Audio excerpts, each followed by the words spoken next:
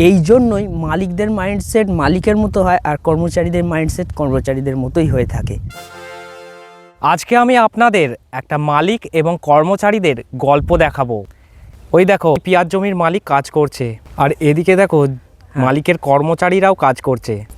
কারণ মালিক জানে যদি মালিক নিজে না কাজ করে তাহলে কর্মচারীরাও কাজ করবে না। আর এদিকে দেখো মালিকের ছেলে সোনার চামচ মুখে নিয়ে জন্মেছে, স্যুট বুট পরে দাঁড়িয়ে আছে।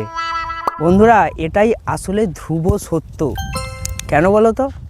এই যে এরা কর্মচারীরা কাজ করছে, এদের লক্ষ্য এই জমির উত্তরাধিকার হওয়ার, কিন্তু আসল বাস্তব কি জানো?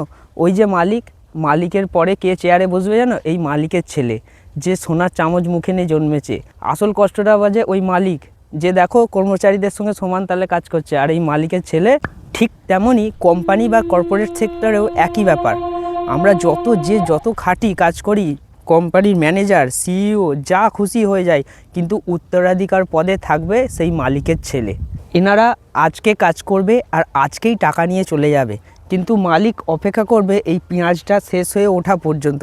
ঠিক কর্পোরেট সেক্টরে এমপ্লয়ি বা কর্মচারীরা মাসের শেষে মাইনেটা গুনে নেয় আর তাদের কোনো চিন্তা থাকে না, কিন্তু মালিক অপেক্ষা করে সেই শেষ পর্যন্ত, প্রোডাক্ট উৎপাদন হয়ে বিক্রির পরে সেই লাভের অংশ পর্যন্ত, মুনাফা অংশ পাওয়া পর্যন্ত মালিক টিকে থাকে।